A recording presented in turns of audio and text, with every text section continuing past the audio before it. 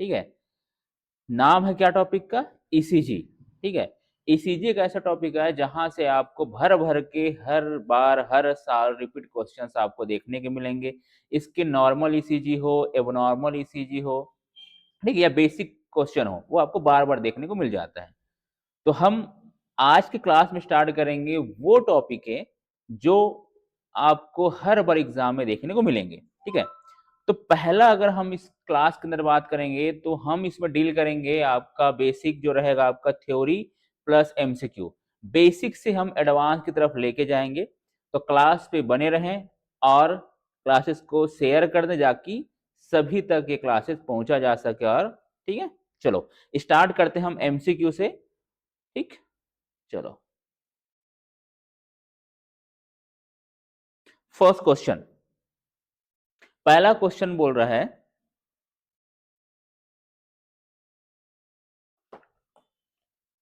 Identify the name of follow image.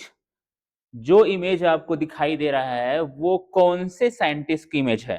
ठीक है। तो ये कौन सा साइंटिस्ट करेगा इमेज? ये जो है ये है हमारा कौन सा? विलियम एंथोविन। क्या है आपका? विलियम एंथोविन। ठीक है। इसी को क्या बोलते हैं? फादर ऑफ ईसीजी या बोल सकते हैं। बोलिए इसने क्या काम किया था? ईसीजी डिस्कवर किया था। इसे क्या था आपका? डिस्कवर किया था। ईसीजी ने आपका डिस्कवर किया था। ईसीजी जो है वो कौन से सन में इसने डिस्कवर किया था? तो ये डिस्कवर किया था आपको 1903। 1903 में क्या हुआ था? विलियम एंथोविन ने ईसीजी का डिस्कवर किया था। इसी डिस्कवर के अंदर इसको नोबेल प्राइज मिला था। क्या प्राइज? नोबेल प्राइज मिला था। नोबेल जो प्राइज मिला था वो मिला था आपका 1927। कब मिला था आपका? 1927 को क्या मिला था? इसको नोबेल प्राइज मिला था। तो समझ गए? तो फर्स्ट जो इमेज दिखाई दे रहा है वो आपका विलियम एंथोवन का है, जिसने क्या किया था? ईसीजी को डिस्कवर किया था। कब किया था? 1903 को। नोबेल प्राइज कब मिला था आपका? यहाँ पे 1927 को यहाँ पे इनको नोबेल प्राइज मिला था। सेकंड अगर बात करें, सेकंड ऑप्शन दिया है आपका कौन सा? Hans Berger. ठीक है। तो हैंस बर्गर जो है इसने क्या डिस्कवर किया था? इसने डिस्कवर किया था ईईजी। ईईजी कैसे डिस्कवर था आपका? ईईजी इसने क्या किया था आपका? डिस्कवर किया था। तीसरा ऑप्शन है हमारा कौन सा आपका? Christian Bernard. क्रिश्चियन बेनार्ड ने क्या काम किया था? इज द फर्स्ट साइंटिस्ट जिसने क्या किया था? ह्यूमन ट्रांसप्लांटेशन ने क्या किया था यहाँ पे? ह्यूमन ट्रांसप्लांटेशन ने क्या किया था आपका? ह्यूमन ट्रांसप्लांट किया था। कब किया था? ये किया था आपका 1997 को। पहला ह्यूमन टू ह्यूमन ट्रांसप्लांट किसने किया था? हमारा क्रिश्चियन बेनार्ड ने किया था। जो कब किया था? 1997 में किया था। ठीक है। अगर लास्ट की बात करेंगे, एक है अब कौन सा? Lewis Thomas. जो लेविस थॉमस जो है उसने डिस्कवर किया है क्या आपका? Pace maker. क्या डिस्कवर किया था आपने? Pacemaker. डिस्कवर आपने पेस मेकर डिस्कवर किया है। तो पहले क्वेश्चन के अंदर ही हमने यहाँ पे 4 क्वेश्चन पढ़ लिया है कि भैया विलियम जो एंथवन होते हैं उसने क्या किया? ईसीजी को डिस्कवर किया। ठीक है। कब किया था? 1903 में किया था। नोबेल प्राइज कब मिला था? 1920 से नोबेल प्राइज मिला था, याद रखना। सेकंड जो ऑप्शन है हैंस बेगर, इसने क्या ईईजी डिस्कवर किया था।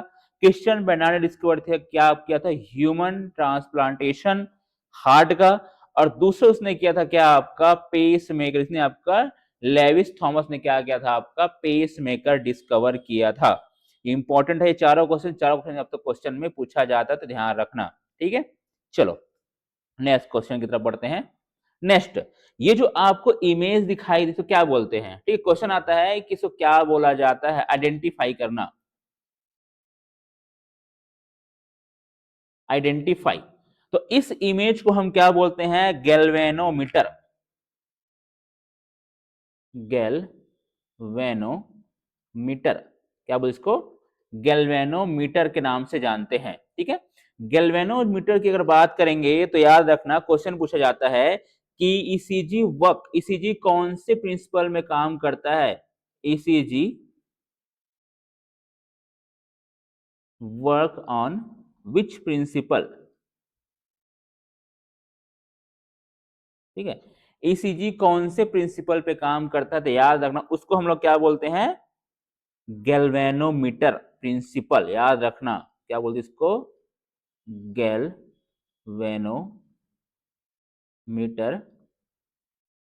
प्रिंसिपल। क्या करता है आपको ये?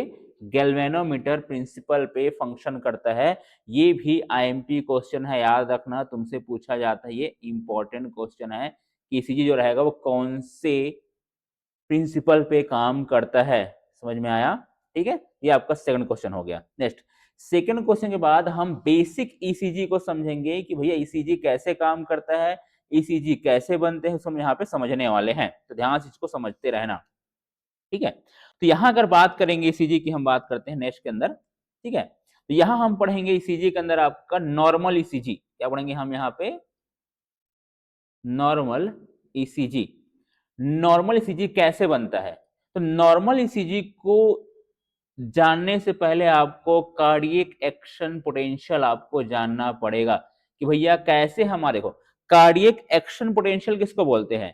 कार्डियक एक्शन पोटेंशियल जो होता है एक ऐसा बोल सकते हैं आपका प्रिंसिपल है या ऐसा एक्शन है जिस एक्शन में क्या होता है, हम मायोकार्डियल के अंदर जो सेल है, ठीक है, उस सेल के अंदर जो चलने वाले जो एक्टिविटी होता है, ठीक है, उसको हम क्या करते हैं यहाँ पे देखते हैं कि अगर एक नॉर्मल हमारा मायोकार्डियल सेल है जिसमें हमारा हार्ट की एक्टिविटी यहाँ पे क्या होगा, चलने वाला है, क्रिटिकल फंक्शन होने वाला है, उसी को हम क्या बोलते हैं यहाँ पे आपका एक्शन पोटेंशियल के नाम से जानते हैं। ठीक है, तो इसको समझने के लिए हम क्या करेंगे, आपका सबसे पहले आप समझो एक्शन पोटेंशियल के बारे में क्या चीज होता है। ठीक है, तो यहाँ पे देखो, अगर मैं नॉर्मल सी बात करें तो एक नॉर्मल अगर सेल की बात करते हैं, ठीक है, अगर मैं बात करूं नॉर्मल सेल का, तो नॉर्मल सेल का फंक्शन भी सेम है। और अगर मैं बात करूं हमारे जो मायोसाइट, ठीक है, जो मेरा मायोकार्डियल जो सेल है, उस सेल का भी फंक्शन क्या रहेगा आपका, अलग होता है या बोल सकते सेम होता है। तो यहाँ पे हम पढ़ने वाले हैं एक्शन पोटेंशियल। ठीक है, कि कैसे हमारा क्या रहेगा आपका फंक्शन करता है हमारा जो रहेगा क्या हमारा ईसीजी जो रहेगा वो। ठीक है, तो सबसे पहले हम बात करेंगे कि एक्शन पोटेंशियल के अंदर क्या चीज आपको देखने को मिलेगा। देखो, एक्शन पोटेंशियल को जानने के लिए आपको जानना है, ये आपका है क्या, आपका सेल। तो सेल के अंदर मैं बात करूंगा तो इस सेल में क्या रहेगा हमारे यहाँ पे, ठीक है, 4 फेज होते हैं, याद रखना। फेज होता है fourth phase, zero phase, phase first, phase second और फेज थर्ड। तो अगर मैं फेजेस की बात करूं, ठीक है, तो हमारे जो नॉर्मल जो मायोकार्डियल सेल के अंदर 4 फेज चलते हैं। एक होता है फोर्थ फेज, एक होता है जीरो फेज, दूसरा होता है फर्स्ट फेज, नेक्स्ट होता है फर्स्ट फेज, नेक्स्ट होता है आपका सेकेंड फेज, एक होता है थर्ड फेज। ठीक है, ये 4 फेज अपने को देखने को मिलता है हमारे मायोकार्डियल सेल के अंदर। इन फेज से ही क्या होता है, हमारे जो कार्डियक जो सेल हैं उसमें क्या होता है आपका इलेक्ट्रिकल एक्टिविटी आपको देखने को मिलेगा। तो यहाँ पे अगर हम सिंपल भाषा में चीज को समझें तो देखो, हमारा जो सेल होता है वो होता है किसके अंदर आपका माइनस, ठीक है, -100 से लेके क्या रहता है हमारा ये आपका +20 तक लेके जा सकते हैं इसको। ठीक है, ये हमारा रहता है खासकर आपका सेल की बात हुआ। माइनस मीन्स ये होता है कि सेल जो है अपना रेस्टिंग फेज के अंदर है। ठीक है, मतलब एक नॉर्मल सेल में किसी भी प्रकार का कोई इलेक्ट्रिकल एक्टिविटी नहीं देखने को मिल रहा है, ये कह रहा है हमारे यहाँ पे नॉर्मल है। ठीक है, तो यहाँ पे क्या रहेगा आपका कुछ फेजेस चलते हैं। ठीक है, तो जब क्या होता है फर्स्ट फेज की बात करते हैं, पहले फेज की मैं यहाँ बात करूं, देखो फर्स्ट फेज की बात, एक फेज फोर्थ याद रखना, इसको बोलते हैं रेस्टिंग फेज। रेस्टिंग फेज, ये रेस्टिंग फेज है, मतलब हम देखेंगे इस चैनल को या इस डायग्राम को देखें तो यहाँ अगर -100 मतलब क्या हमारा ये फेज फोर्थ के अंदर है, ये रेस्ट में है खास कर ये। अब जैसे क्या होगा यहाँ पे फर्स्ट पहला फेज स्टार्ट होगा, तो पहले फेज की अगर मैं बात करूं तो फर्स्ट फेज के अंदर क्या होता है हमारा यहाँ पे सोडियम चैनल काम करता है, याद रखना। फर्स्ट जो फेज रहेगा आपका, जिन्होंने जीरो फेज बोलते हैं, जीरो फेज, इस फेज में जो रहेगा वो काम करता है सोडियम, ठीक है। सोडियम क्या है, सेल के बाहर है। अब क्या होगा यहाँ पे कि सोडियम जो रहेगा वो सेल के अंदर जाएगा। क्या होगा ये, अब सोडियम सेल के अंदर जाता है, ठीक है। जब सोडियम सेल के अंदर जाता है तो उस कंडीशन में क्या होता है, जो सेल माइनस में था वो क्या होगा, जो यहाँ पे निगेटिव में था, क्या था ये, निगेटिव में था सेल, अब वो क्या होगा, पॉजिटिव की तरफ क्या होगा, अपने आप को आगे लेके जाएगा, ठीक है। मतलब क्या होगा, अब सेल में चार्जेस बनेंगे, क्या होगा, सेल में आपका इलेक्ट्रिकल चार्ज बनेगा, और वो क्या होगा, धीरे धीरे माइनस से प्लस की तरफ वो क्या बढ़ेगा, आगे की तरफ वो क्या होता है, वो निकलेगा वो, ठीक है। समझ में आई चीजें। तो इस कंडीशन में क्या होता है कि ये जो रहेगा कि जब सोडियम अंदर जाता है तो उस कंडीशन में क्या होता है, जब नॉर्मल जो हमारा निगेटिव होता है वो पॉजिटिव की तरफ रिच करता है, और इस कंडीशन में क्या होता है, सोडियम अंदर की तरफ आता है। इसी में क्या बोलता हूं, फेज जीरो। तो फेज जीरो में क्या होता है, सोडियम क्या करता है, वो एंटर करता है, याद रखने क्या करता है, ये एंटर करता है सेल। इससे क्या होता है, आपका फेज जो स्टार्ट होता है वो प्लस से माइनस की तरफ जाता है। समझ में आया। उसके बाद अगर मैं बात करूं सेकेंड फेज की, हम बात करते हैं फेज फर्स्ट। तो फेज फर्स्ट में क्या होता है, इस फेज में क्या होने वाला है कि जब भी क्या होगा, यहां पे फेज ये हो गया, अपने सोडियम एंटर कर दिया। अब सोडियम एंटर करने के बाद क्या होने वाला है कि इस कंडीशन में क्या होगा, सोडियम इनएक्टिवेट हो जाएगा। जैसे क्या होगा, फेज फर्स्ट में आएगा, जैसी फेज फर्स्ट में आता है सोडियम चैनल क्या लिखा है यहाँ पे, ये क्लोज हो जाता है, बोल सकते हैं ये स्टॉप हो जाता है। क्या हो जाता है, ये स्टॉप हो जाता है, सोडियम अंदर जाना बंद हो जाता है। लेकिन इसके साथ साथ क्या होता है, पोटेशियम, जो पोटेशियम जो यहाँ प्रेजेंट है सेल के अंदर, वो धीरे धीरे क्या होने स्टार्ट होता है, वो धीरे धीरे सेल के बाहर जाने स्टार्ट हो जाता है। याद ना क्या रहेगा, तो जो फर्स्ट फेज होता है, तो फेज फर्स्ट में क्या होने वाला है, याद रखना, सोडियम जो रहेगा वो क्या होगा, वो स्टॉप हो जाएगा, यहां से ब्लॉक हो जाएगा, और पोटेशियम क्या होगा, वो सेल के अंदर जाना क्या करेगा, वो स्टार्ट करेगा, ठीक है। क्या, वो सॉरी, सेल के बाहर जाना क्या करेगा, वो स्टार्ट करेगा। जब सेल के बाहर चला जाएगा तो इस कंडीशन में क्या होगा, यहाँ पे आपका फेज फर्स्ट का फॉर्मेशन होता है। समझ में आया। एक सिंपल लैंग्वेज में ये बोलूं कि देखो, फेज चार फेज होते हैं, फेज फोर को बोलते हैं रेस्टिंग फेज के नाम से जानते हैं, सिंपल समझ लेना। जब सोडियम, देखो फेज जीरो किसको बोलेंगे, जब सोडियम सेल के अंदर करेगा तो क्या होगा, डीपोलराइजेशन का इफेक्ट क्या होगा, यहाँ पे स्टार्ट हो जाएगा। उसके बाद क्या होगा, फेज फर्स्ट चालू होगा। फेज फर्स्ट में क्या होगा, सोडियम ब्लॉक हो जाएगा, ठीक है। और क्या होगा, पोटेशियम क्या होगा, वो बाहर की तरफ मूवमेंट करेगा, क्या होगा, पोटेशियम बाहर की तरफ जाएगा। उसके बाद क्या होगा, फेज सेकेंड, ठीक है। फेज सेकंड में क्या होता है, फेज सेकंड के अंदर हम लोग क्या बात करते हैं, इसको हम लोग बोलते हैं आपका प्लाटूल बोलते हैं, इसको याद रखना, एक वर्ड बोलते हैं इसको हम लोग, उसको बोलते हैं प्लाटूल, प्लाटू, ठीक है। प्लाटू मीन्स ये होता है कि इस कंडीशन में क्या होता है हमारा, इस कंडीशन के अंदर हमारे जो मायोकार्डियल सेल का एक स्पेशल फीचर होता है कि इस फीचर में क्या होने वाला रहता है कि इस फीचर से क्या रहेगा, जो कैल्शियम अंदर आता है, याद रखना, प्लाटूल फेज में क्या होता है, वो कैल्शियम क्या होगा, वो सेल के अंदर आएगा। और जैसी कैल्शियम क्या होता है, सेल के अंदर आता है, और पोटेशियम क्या होता है, सेल के बाहर जाता है। तो इस कंडीशन में क्या होता है, ठीक है, इस कंडीशन में क्या होने वाला है, इसी फेज को मैं क्या बोलते हैं, प्लाटूल फेज बोलता हूं। मतलब क्या रहेगा, इस कंडीशन में क्या रहेगा, सेल जो रहेगा, हम ये बोल सकते हैं, एक क्या रहेगा आपको, एक पोटेंशियल मेम्ब्रेन को मेंटेन करेगा, स्ट्रेट लाइन मेंटेन करेगा। क्या करेगा ये, पोटेंशियल जो मेम्ब्रेन है, ठीक है, एक स्ट्रेट लाइन, ठीक है, एक स्ट्रेट लाइन क्या करता है, वो मैनेज करने का काम करता है हमारा कौन सा, आपका स्टेज सेकंड के अंदर। समझ में आया। उसके बाद अगर हम बात करेंगे स्टेज थर्ड के अंदर, तो स्टेज थर्ड की अगर मैं बात कर रहा हूं तो इसके अंदर हम लोग क्या, उसमें लोग बोलते हैं रीपोलराइजेशन इफेक्ट। उसमें लोग क्या बोलते हैं, रीपोलराइजेशन इफेक्ट के नाम से चीज को जानते हैं। इस कंडीशन में क्या होता है, कैल्शियम जो होता है इसका क्या होता है, वैल्यू डिक्रीज हो जाता है, और क्या होता है, पोटेशियम क्या होता है, वो सेल से बाहर निकलना रैपिडली वो चालू कर देता है। इस कंडीशन में क्या रहेगा आपका, धीरे धीरे क्या हो जाएगा, सेल रेस्टिंग फेज की तरफ बढ़ता है और कहां चले जाता है आपका वो स्टेज फेज 4 में आ जाता है। तो क्या होगा, सेल यहाँ पे आपका कम हो जाता है। यहां याद रखना, बेसिक में बात करूं तो बेसिक के अंदर आपको 4 चीजें याद रखना है, ठीक है, 3 चीजें, ठीक है। तो अगर मैं बात करूं आपका आयंस का, ठीक है, कि कौन कौन से आयंस आपको ध्यान रखना है इसके अंदर, तो आयंस में से अगर ध्यान रखोगे तो पहला आपको ध्यान रखना है सोडियम का, दूसरा ध्यान रखना है पोटेशियम का, और तीसरा ध्यान रखना है कैल्शियम का, ठीक है। ये तीनों ही आयन क्या होते हैं, वो हमारे मायोकार्डियल सेल को फंक्शन कराते हैं। यहां याद रखना, एक सिंपल वर्ड में समझा रहा हूं, 4 टाइप के फेज होते हैं।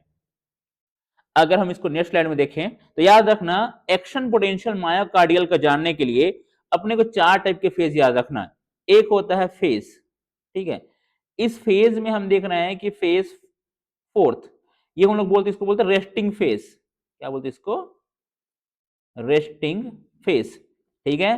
दूसरा होता है जीरो फेज, इस फेज में क्या होता है, डीपोलराइजेशन, क्या होता है आपका, डी पोलराइजेशंस आपको देखने को मिलेगा। इस फेज में क्या होता है, सोडियम, ठीक है, सोडियम क्या करता है, एंटर इन सेल, क्या होगा, सोडियम जो होता है वो सेल में एंटर करता है, ठीक है। उसके बाद हम देखते हैं आपका फर्स्ट फेज, इस फेज में क्या होता है, ठीक है, इस फेज में क्या रहेगा, जो सोडियम होगा वो हो जाएगा ब्लॉक हो जाएगा, और पोटेशियम क्या हो जाएगा, उसका क्या रहेगा, सेल से बाहर जाना वो स्टार्ट करता है, कहा यहाँ पे आउटसाइड जाएगा, आउटसाइड जाएगा। और जब ये आउटसाइड जाएगा, ठीक है, इसे हम लोग क्या बोलेंगे, आपका फेज फर्स्ट बोलेंगे। फेज सेकंड में क्या होता है, इस फेज में क्या रहेगा, कैल्शियम, कैल्शियम क्या रहता है, वो एंटर करता है, ठीक है, और पोटेशियम भी क्या होता है, वो आउटसाइड जाता है, ठीक है। और एक क्या होती है, एक स्ट्रेट लाइन बनाते हैं, लंबा लाइन, तो इसमें क्या, उसको प्लाटूल बोलते हैं, उसको क्या बोलते हैं, प्लाटूल के नाम से इसको जानते हैं, समझ में आया। एक होता है थर्ड फेज, इस फेज में क्या होता है, कैल्शियम ब्लॉक हो जाता है, पोटेशियम जो रहेगा वो सेल से बाहर निकलना चालू हो जाता है, इसमें क्या बोलेंगे, इसको रीपोलराइजेशन, इसको क्या बोलेंगे, रीपोलराइजेशन, ठीक है, इस नाम से इसको जानते हैं। और चौथा मैंने फेज बताया, इसमें क्या उसको बोलते हैं, रेस्टिंग फेज, कैसे बोलते हैं इसको, रेस्टिंग फेज के नाम से जानते हैं। तो सिंपल सी वर्ड समझ लेना है कि एक्शन पोटेंशियल जो रहेगा हमारे नॉर्मल सेल का, तो इस कंडीशन में क्या होता है, 3 आयंस याद रखना। पहला आयंस याद रखना कि भैया क्या होने वाला है, आपका सोडियम एंटर करने वाला है, और क्या होगा, हाँ, आपका फेज जीरो स्टार्ट हो जाएगा डिप्रेशन का, ठीक है। उसके बाद क्या होगा, जब फेज फर्स्ट में जाएगा तो सोडियम चैनल ब्लॉक हो जाएगा, पोटेशियम बाहर आएगा तो फेज फर्स्ट बनेगा। सेकंड में क्या होने वाला है, अब कैल्शियम एंटर करेगा तो पोटेशियम भी बाहर स्टार्ट हो जाएगा। एक स्ट्रेट लाइन क्या होता है, क्या प्लाटूल के नाम से जानेंगे। स्टेज थर्ड में आ जाओ, इसमें क्या होगा, कैल्शियम चैनल ब्लॉक हो जाएगा, पोटेशियम फिर से बाहर जाएगा, तो उस कंडीशन में क्या हो जाएगा, आपका फेज थर्ड में आ जाएगा। फिर क्या होगा, जब पूरा सेल क्या हो जाएगा, रेस्ट हो, क्या बोलेंगे उसको, फेज फोर्थ के नाम से, आपको रेस्टिंग फेज के नाम से इसको जानते हैं। ये आपका बेसिक इंपॉर्टेंट है, ये हमेशा आपको एज अ क्वेश्चन में देखने को मिलेगा, तो याद रखना, इसको थोड़ा समझ लेना, ठीक है, समझ में आया। चलो नेक्स्ट,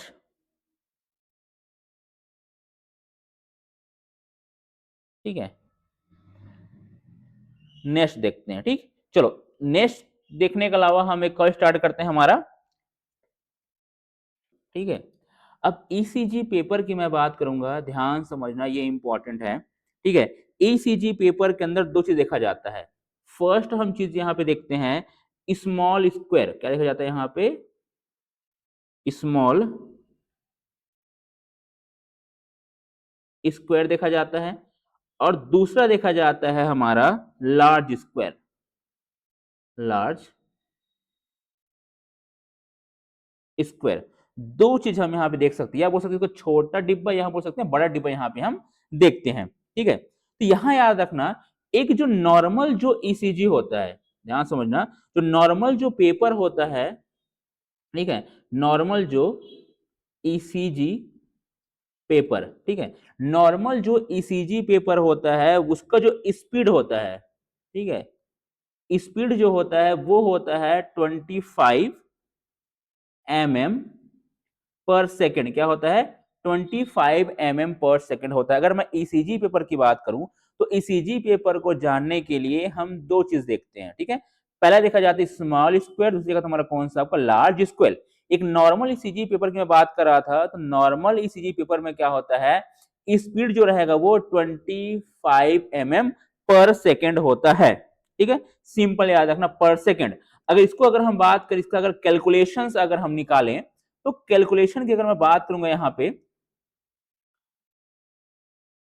ठीक है, तो नॉर्मल कैलकुलेशन में बात कर रहा था यहाँ पे, तो कैलकुलेशन में अगर मैं देखूं, अगर आपसे बोलूं कि अगर 25 क्या रहता है हमारा यहाँ पे mm पर सेकेंड होता है, कि हमारा नॉर्मल ईसीजी पेपर की बात कर रहे थे, तो नॉर्मल ईसीजी पेपर की बात करेंगे तो यहाँ पे क्या होगा 25, ठीक है, mm इज इक्वल टू कितना होगा आपका 1 सेकेंड, वही होगा, क्या रहेगा आपका 25 mm is equal to 1 second होता है।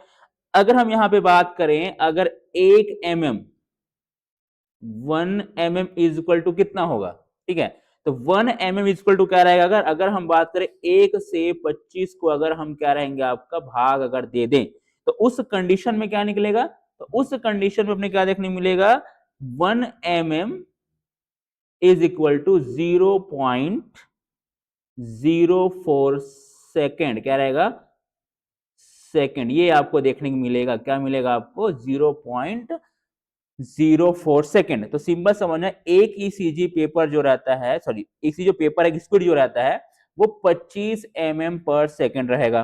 25 mm पर सेकेंड मतलब एक सेकंड में 25 mm बनता है यहाँ पे। तो 1 mm कितना हो जाएगा आपका 25, तो उससे अगर हम क्या करें, आपको 1/25 से अगर क्या करें भाग कर दें, क्या निकलेगा हम यहाँ पे 0.04 सेकेंड आपको देखने को मिल जाएगा। समझ में आया। तो अगर मैं बात करूंगा कि आपका वन जो स्मॉल स्क्वायर जो होता है, one small square is equal to 0.04 second, क्या होगा आपका 0.04 सेकेंड आपको देखने को मिल जाएगा। ठीक है, समझ में आया। क्योंकि एक स्मॉल जो रहेगा आपकी स्क्वायर रहता है वो 1 mm ही होता है। ठीक, चलो नेक्स्ट हम बात कर रहे थे भैया वहीं पे कि स्मॉल स्क्वायर की बात करें इतनी होने वाला है। ठीक है, अब हम बात करते हैं लार्ज स्क्वायर का। ये स्मॉल का बात करते हैं हम, सेकंड वाला आपका लार्ज का, लार्ज। ठीक है, तो लार्ज की अगर हम बात कर रहे हैं तो इस कंडीशन में क्या होगा, इस कंडीशन की अगर मैं बात करूं तो इस कंडीशन के अंदर आपको देखने मिलेगा, ठीक है, कि एक जो लार्ज स्क्वायर रहेगा, एक लार्ज स्क्वायर आपका 5 स्मॉल स्क्वायर कवर करता है। ठीक है, याद रखना, one large square, one large square is equal to 5 small square, क्या होता है आपका 1 large square to 5 small square होता है।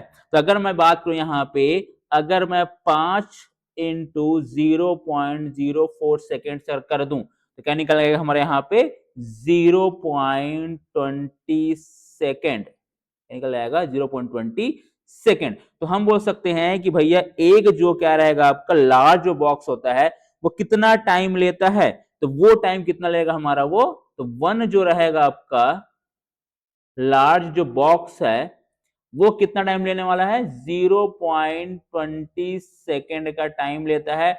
और एक जो स्मॉल बॉक्स जो होता है, ठीक है, वो कितना टाइम लेने वाला है, वो कितना टाइम लेगा आपका 0.04 सेकंड क्या रहता है, ये टाइम कंज्यूम लेता है। तो याद रखना ये नॉर्मल हमारा क्या रहेगा, हमारा ईसीजी का आपका नॉर्मल निकालने का तरीका है। तो सिंपल समझ लेना भैया, जो ईसीजी जो होता है इस पेपर की हम बात करेंगे तो पेपर के अंदर आपको क्या देखना रहेगा हमारा यहाँ पे कि कितना स्मॉल बॉक्स कितना लार्ज बॉक्स की बात कर रहे थे। तो याद रखना एक नॉर्मल जो ईसीजी पेपर होता है वो करता है, स्पीड क्या रहेगा आपका 25 mm पर सेकेंड रहेगा। ठीक है, उसके बाद क्या हमने देख रहे थे कि फिर 25 पर सेकेंड की मैं बात कर रहा था, फिर यहाँ पे क्या रहेगा वो इक्वल टू 1 सेकेंड। तो अगर हम इसको mm देखा जाए तो क्या होगा 1 बाय अगर 25 हम लोग करते क्या निकल के आएगा हमारे पास 0.04 सेकेंड निकल के आ जाएगा।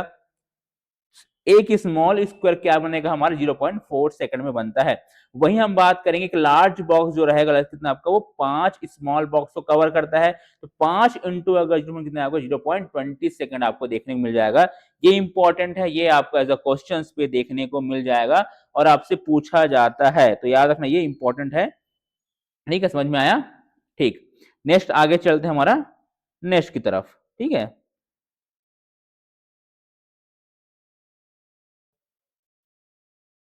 चलो आगे चलते हैं।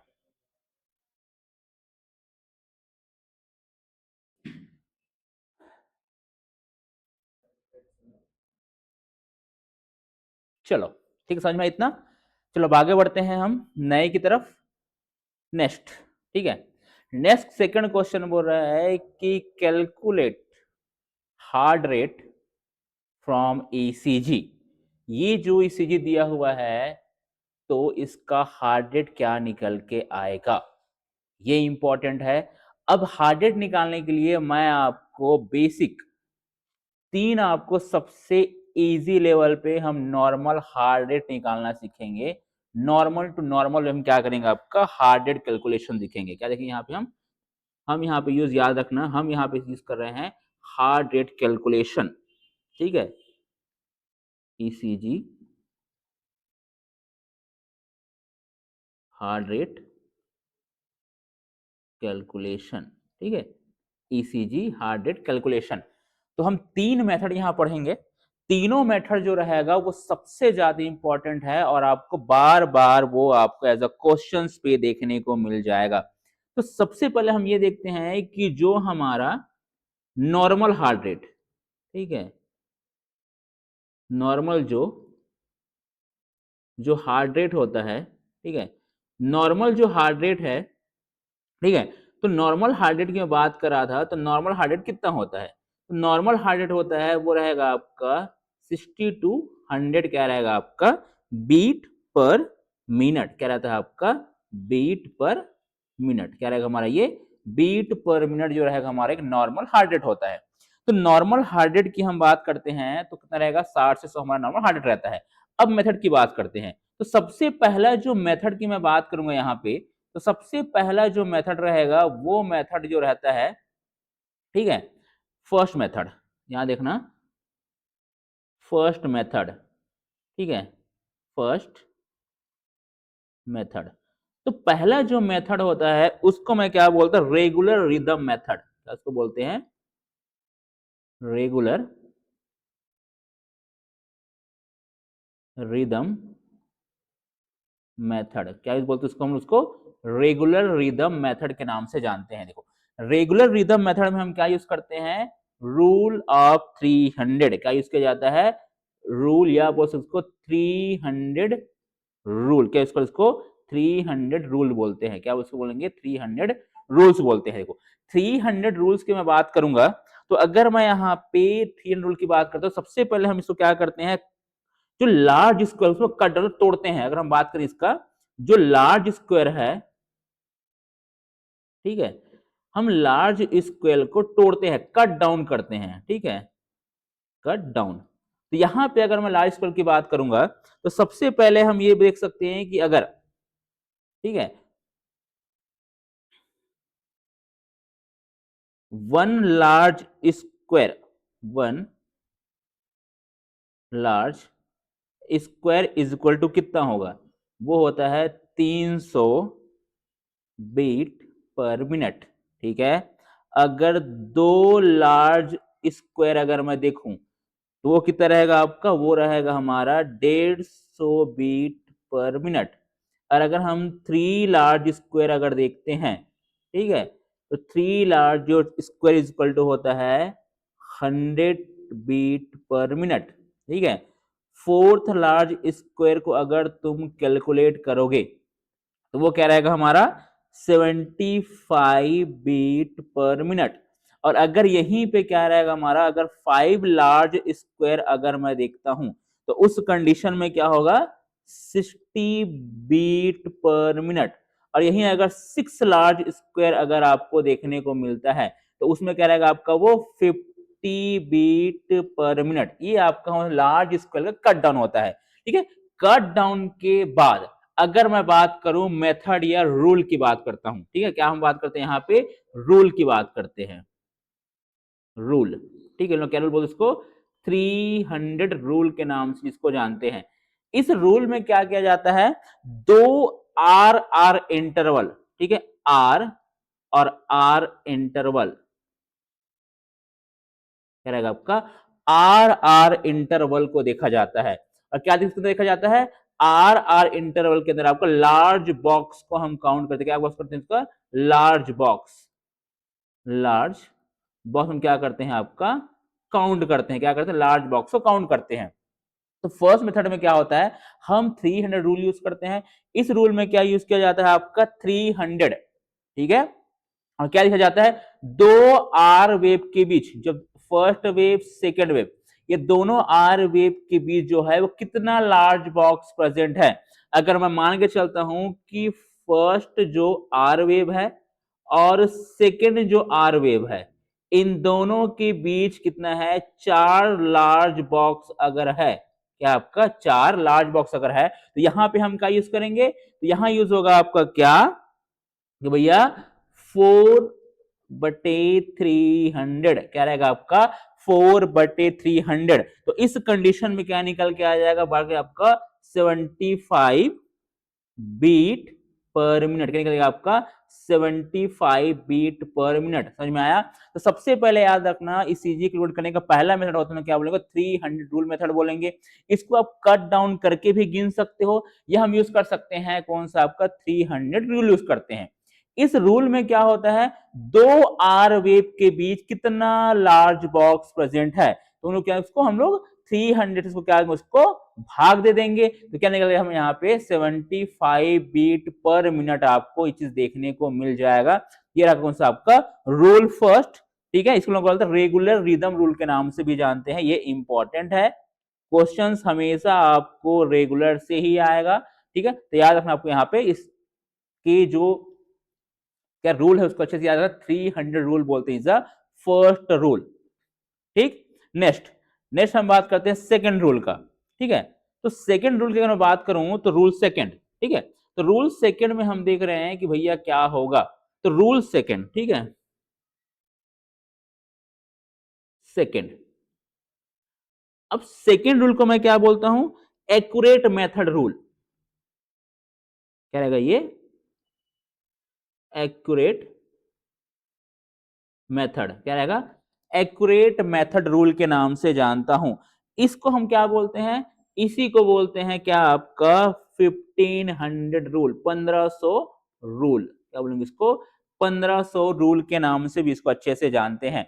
इसमें कैसे कैलकुलेट किया जाता है, ध्यान से समझना, ये बहुत एक्यूरेट होता है। इस फॉर्मूला में हम क्या यूज करते हैं भैया, कि भैया जो आर वेव है, जो आर वेव, एक आर वेव और दूसरे आर वेव के बीच, फर्स्ट और सेकेंड आर वेव के बीच जो रहेगा, कितना स्मॉल बॉक्स प्रेजेंट है, कितना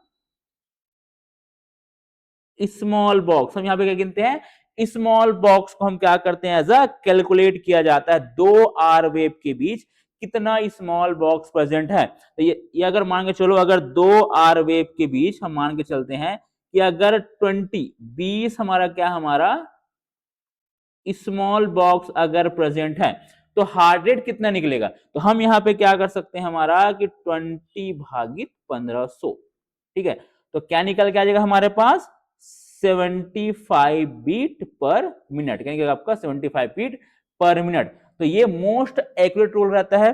तो ये सेकंड जो रूल रहेगा, इस रूल को मैं क्या करूंगा पर्टिकुलर, कि भाई इस रूल में हम करने वाले हैं कि हम स्मॉल बॉक्स, दो आर वेव के बीच कितने स्मॉल बॉक्स प्रेजेंट है, उसको हम क्या करेंगे, काउंट करेंगे, जितना स्मॉल बॉक्स प्रेजेंट उसको क्या 15 उसको क्या करेंगे, उसको भाग दे देंगे, वहां पे आपका हार्ड रेट नॉर्मल निकल के आ जाएगा। ये वेरी बहुत ही इंपॉर्टेंट रूल है, याद रख लेना, बार बार क्वेश्चन में पूछा गया है। नेक्स्ट नेक्स्ट रूल की हम बात करते हैं, रूल थर्ड, ठीक है, तो अगर हम बात करें थर्ड की, ठीक है, थर्ड रूल, रूल या नियम, तो थर्ड रूल में क्या, थर्ड रूल के अंदर आपको क्या चीज देखना रहेगा, ध्यान बताओ, थर्ड रूल हम क्या देख सकते हैं, ठीक है। थर्ड रूल को हम क्या बोलते हैं? Irregular rhythm rule. याद रखो क्या बोलते हैं? In regular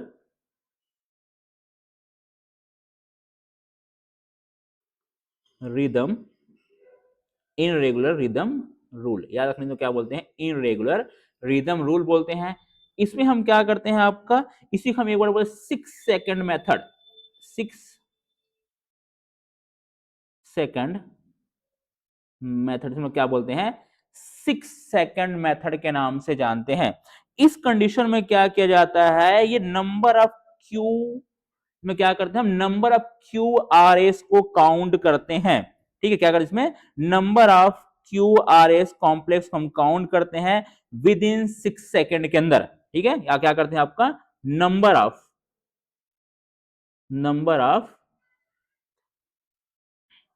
Q R S क्या करते हैं? इसको काउंट करते हैं, काउंट इन 6 सेकेंड। क्या करते हैं इसको?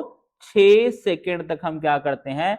Number of Q R S को काउंट करते हैं और क्या कर उसको मल्टीप्लाई कर देते हैं 10 से। क्या करें इसको? Multiply by 10। तो क्या करेंगे उसको? मल्टीप्लाई कर देंगे 10 से।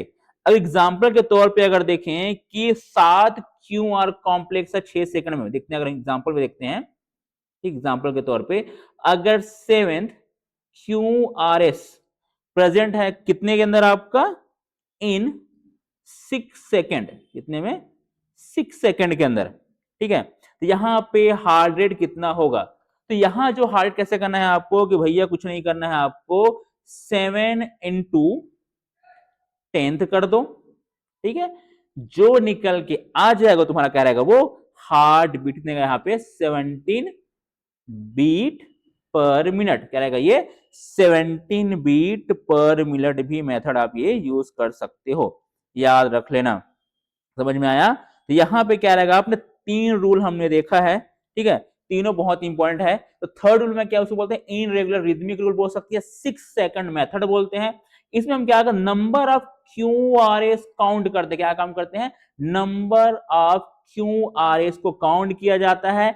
किसमें? आपका विद इन 6 सेकंड, 6 सेकंड के अंदर कितना क्यू आर कॉम्प्लेक्स बना है उसको हम क्या करेंगे? मल्टीप्लाई कर देंगे 10 से। तो हमारा हार्ट रेट निकल के, जैसे मान के चलो हमारा 7 हमने क्यू आर कॉम्प्लेक्स हमने क्या आपको देखा है कितने? विद इन 6 सेकंड के अंदर। तो क्या निकल के आएगा? हमारा हार्ट रेट अपने को यहाँ पे चेक करना रहेगा। तो क्या निकल के हमारा 70 बीट पर मिनट। तो हमने यहाँ पे 3 मेथड हमने देखा है जो खासकर आपको ईसीजी कैलकुलेट करने के लिए बहुत इंपॉर्टेंट है। और ये चीज आपको बार बार एज अ क्वेश्चंस पे देखने को मिलेगा भैया कि ईसीजी को कैसे कैलकुलेट किया जाता है। ये बार बार क्वेश्चन में आता है, तो इसमें दिमाग रखना तो भी हम कैसे कैसे यहाँ पे क्या करते हैं, कैलकुलेट करते हैं।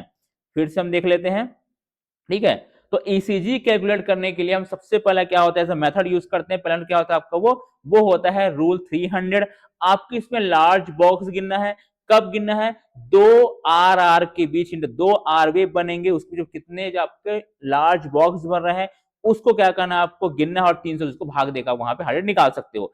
सेकेंड मेथड हमने बताया कि रूल 1500 वाला। इस रूल में क्या आप स्मॉल बॉक्स गिनोगे, 2 आर वेव के बीच क्या रहेगा, कितने स्मॉल बॉक्स बने उसको आपको कैलकुलेट करके आपको निकालना है। थर्ड हम क्या करेंगे? रूल हम यूज करते हैं 6 सेकंड मेथड। इसमें क्या होगा? 6 सेकंड के अंदर कितने क्यू आर कॉम्प्लेक्स बने हुए हैं उसको हम क्या करेंगे? आपका इनटू कर देंगे 100, सॉरी आपका 10 से। तो क्या रहेगा? आपका निकल के आ जाएगा, आपका हार्ट रेट वहां पे निकल के आ जाएगा। तो ये 3 रूल क्या होते हैं? मोस्ट इंपॉर्टेंट रूल है। आपको बार बार ये रूल्स आपको देखने को मिल जाएगा। तो भैया बहुत इंपॉर्टेंट से याद रखना, ये हमेशा क्वेश्चन में पूछा गया हार्ट रेट निकालने के बारे में, ये दिमाग में रख लेना। ठीक है, समझ गए? बहुत इंपॉर्टेंट है, याद रखने चीज को।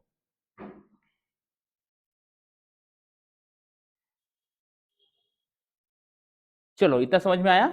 चलो अब आगे हम बढ़ते हैं नए क्वेश्चंस की तरफ। ठीक है, next question, which in follow which is a wrong. इसमें से रॉन्ग कौन सा है? P wave, P is a wave, P R is a interval, S T is a segment, Q T is a segment. तो भाई इसमें से गलत कौन है? तो गलत जानने से पहले हम इसके नॉर्मल की बात करते हैं। अच्छा, हम आपको एक को देखते हैं यहाँ पे पहला पहला अब ये चीज हम याद रखो, वेव किसको बोलते हैं? क्या बोलते हैं? वेव। वेव किसको बोला जाता है? वेव उसको बोला जाता है जो बेस लाइन से पॉजिटिव और निगेटिव, ठीक क्या रहेगा आपका? ये पॉजिटिव बोल सकते हो या इसको हम बोल सकते हैं निगेटिव, ठीक है। एक बेस लाइन से पॉजिटिव और निगेटिव जो क्या रहता है आपको देखने को मिलेगा, जैसे कि हम याद देखिए यहाँ पे देखते हैं,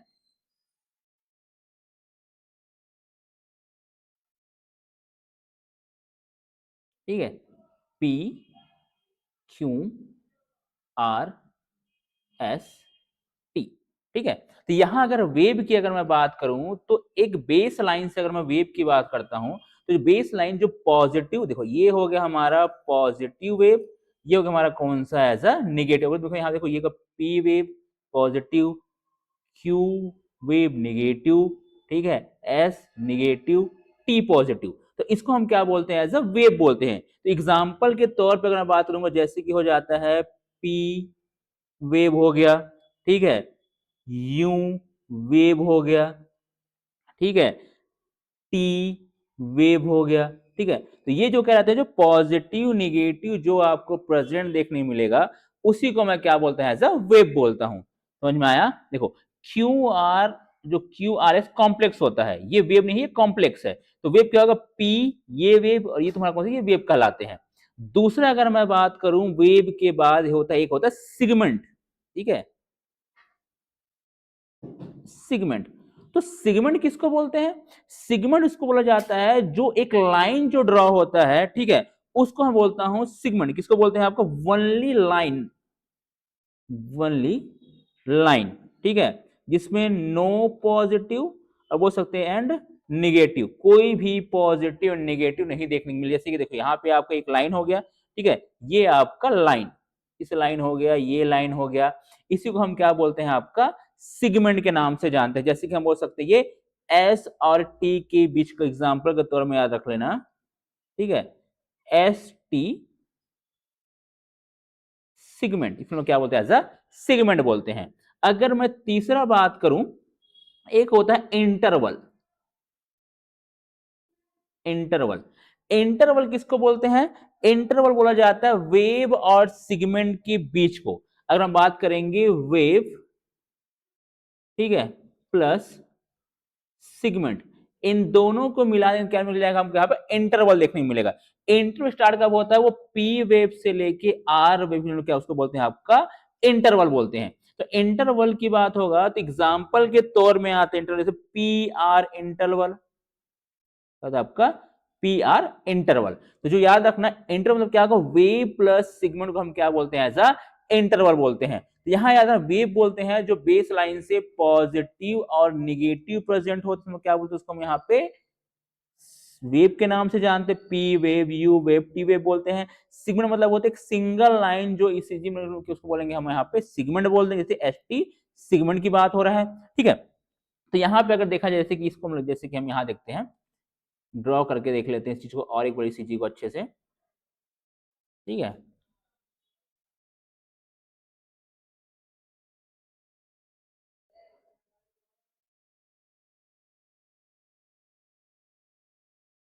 ठीक है, देखो ये हो गया पी क्यू आर एस और टी, ठीक है, क्यू आर एस टी। तो ये होता है पी वेव, टी वेव हो गया, ठीक है, क्यू आर, ठीक है, क्यू आर, ठीक, ये Q R S is a complex, ठीक है। एंट्री मतलब ये होता है कि जो पी वेव से स्टार्ट होके आर तुम्हारा क्या था, तुम्हारा कॉम्प्लेक्स तक जाता है, इसको मैं क्या बोलता हूं? इंटरवल के नाम से जानते हैं, इसको मतलब पी इंटरवल बोलते हैं। एस टी सिगमेंट किसको बोलते हैं? ये जो बीच की दूरी है एस और टी के बीच में, क्या उसको हम लोग बोलते हैं? आपका क्या इसको हम लोग बोलेंगे यहाँ पे? एस टी सिगमेंट बोल देंगे। क्या बोलेंगे इसको? एस टी सिगमेंट के नाम से जानते हैं। और अगर हम बात करें इंटरवल किसको बोलेंगे, तो क्यू से लेके टी तक का, इसको हम क्या बोलते हैं? As a interval. इसको मतलब क्यू टी इंटरवल के भी नाम से जानते हैं। ये होगा कौन सा आपका पी और आर के बीच का पी आर इंटरवल बोलेंगे, क्यू और टी किसको क्यूट इंटरवल बोलेंगे, एस और टी एस टी सिगमेंट होता है और क्यू आर एस कॉम्प्लेक्स होता है। तो यहाँ पे याद रखना आंसर क्या रहेगा, आप कभी भी क्यू और टी सिगमेंट नहीं होता, क्यू और टी इंटरवल होता है। तो यहां समझ लेना, बहुत इंपॉर्टेंट क्वेश्चन है जो तुमसे बार बार पूछा जाएगा, ये बार बार तुम्हारे पास आता ही आता है। ठीक है, नेक्स्ट यहाँ पे देख सकते हो, जैसे कि देखो ये हो गया तुम्हारा कौन सा कॉम्प्लेक्स, ठीक है, ये हो गया कौन सा हमारा पी और आर इंटरवल हो गया, ये हो गया तुम्हारा कौन सा पी आर सिगमेंट हो गया, ये हमारा कौन सा एस टी सिगमेंट हो गया। ठीक है, ये तुम्हारा क्यू और टी इंटरवल होता है। ये ध्यान समझना, ये तुमको ऐसा क्वेश्चंस में प्रॉपर देखने को मिल जाएगा, आपको एज अ क्वेश्चंस ये बन के आता ही आता है। तो इसमें याद दिमाग में लगाना है आपको, ये क्वेश्चन बहुत इंपॉर्टेंट, इसको अच्छे ध्यान रख लेना। ठीक, नेक्स्ट नेक्स्ट में बात करते हैं आगे। ठीक, normal duration of Q R complex, Q R complex का नॉर्मल ड्यूरेशन कितना होता है। ठीक है, तो उससे पहले हम ये देख लेते हैं पर्टिकुलर कि भैया वेव कैसे बनता है, कैसे कैसे क्या क्या बनता है। ठीक है, तो पहले हम बात करते हैं वेव का। ठीक है, वेव में सबसे पहले अगर बात करूंगा, एक होता है पी वेव। ठीक है, पी वेव जो होता है ये कैसे होता है, जब ऐसे नोड से इलेक्ट्रिकल सिग्नल जब एवी नोड पे जाता है, ऐसे नोड से जब इलेक्ट्रिकल सिग्नल एवी नोड पे जाता है, तो इस कंडीशन पे क्या होता है, एट्रियल कॉन्ट्रैक्शन। क्या होता है, एट्रियल, या बोल सकते हैं एट्रियम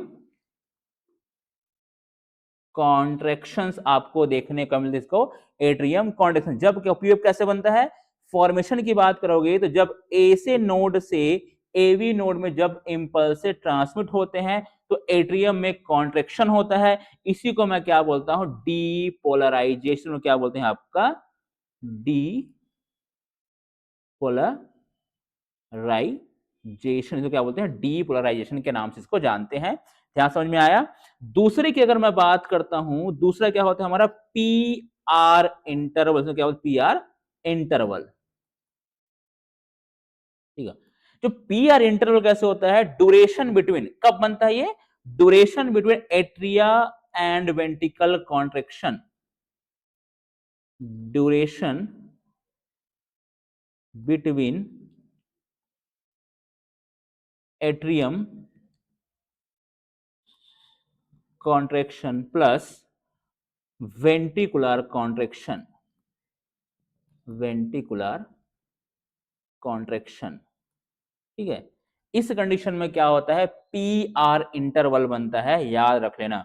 तीसरा याद रखना यहां पे Q R complex, Q R S complex. ठीक है, क्यू आर कॉम्प्लेक्स जो फॉर्मेशन होता है वो होता है वेंट्रिकुलर कॉन्ट्रेक्शन, बोल सकते हैं आप वेंट्रिकल कॉन्ट्रेक्शन। कहते हैं यहाँ पे वेंट्रिकल कॉन्ट्रेक्शन आपको देखने मिलेगा। तब क्या बनता है, जब वेंट्रिकल कॉन्ट्रैक्ट करता है तो उसमें समय क्या होगा, यहाँ पे पी आपका क्यू आर एस कॉम्प्लेक्स बनता है। ठीक है, अगर मैं फोर्थ की बात करूं तो एक होता है T, sorry S T segment,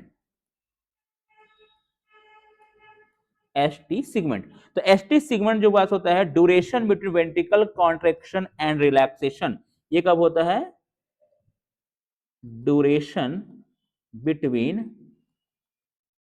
ventricle contraction and relaxation, and relaxation क्या होता है आपका, वेंट्रिकल कॉन्ट्रेक्शन रिलैक्सेशन में क्या होता है हमारा एस टी सिगमेंट बनता है। ठीक है, एक होता है हमारा पांचवें नंबर के अंदर टी वेव। ठीक है, टी वेव का फॉर्मेशन कब होता है, जब वेंट्रिकल रिलैक्स हो जाता है। क्या होता है आपका, वेंट्रिकल रिलैक्सेशन। ठीक है, तो क्या मतलब हमारे यहाँ पे टी वेव का फॉर्मेशन होता है। और अगर हम छठवें की बात करें, ठीक है, एक होता है हमारा क्यू और टी। ठीक है, क्यू टी इंटरवल। ठीक है, इसका जो फॉर्मेशन होता है वो होता है ऑल वेंट्रिकल एक्टिविटी को बताता है। क्या बताता है? ये डिनोट करता है ऑल वेंट्रिकल एक्टिविटी। क्या होता है ये? ऑल वेंट्रिकल्स एक्टिविटी को डिनोट करता है, याद रख लेना। ठीक है, तो यहां पे क्या आता है? वेव का फॉर्मेशन होता है। तो जब वेव का फॉर्मेशन होता है तो यहां पे क्या होगा आपका? कितने सेकेंडों में बनता है? तो सेकेंडों की अगर बात करोगे तो जो पी वेव के जो फॉर्मेशन होंगे, ठीक है, तो जो पी वेव का फॉर्मेशन कितने में होता है?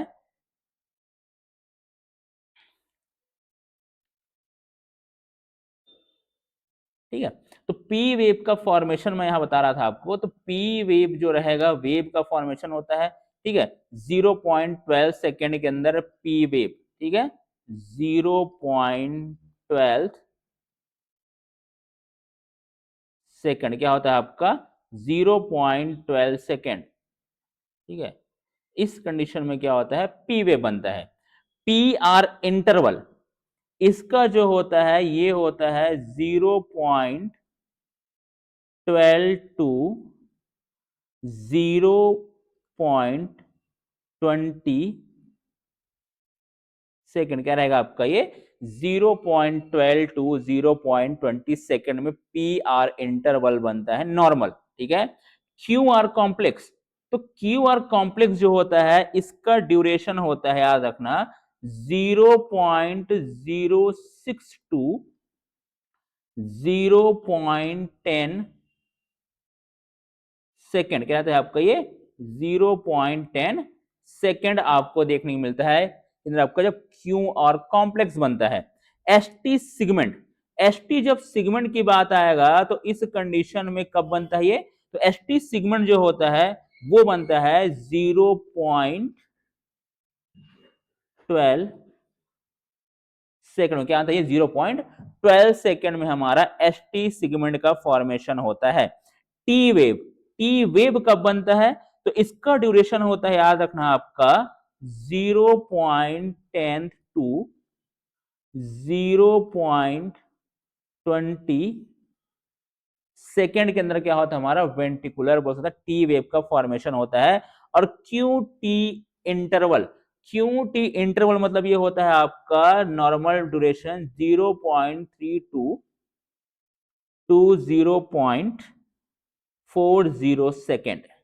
ठीक है, ये सब जितने मैंने बताया ये नॉर्मल ड्यूरेशन होता है किसका? हमारा क्यू सॉरी आपका जितने भी हमारे वेव है, इंटरवल है, कॉम्प्लेक्स है, एक ईसीजी पेपर में इतने सेकंडों में क्या होता है उनका फॉर्मेशन होता है, वो बनता है। यहाँ बहुत बार यही इंपॉर्टेंट क्वेश्चन है, ये आईएमपी क्वेश्चंस है।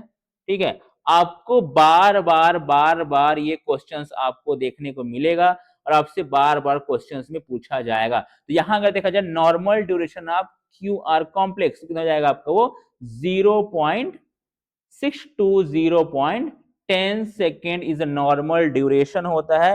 ये बार बार तुमसे क्वेश्चन में पूछा जाएगा, तो बार बार क्वेश्चन में आता है, याद रखना। ठीक है, आज का क्लास हम यहीं पे खत्म करते हैं। नेक्स्ट क्लास जो रहेगी उसमें और इंपॉर्टेंट जो नॉर्मल चीजें, अब नॉर्मल चीजें वहां पे आपका क्या करना, डील करने वाले हैं, जहां से क्वेश्चंस आपको प्रॉपर मिलेंगे। तो क्लास से बने रहें। ठीक है, थैंक यू सो मच।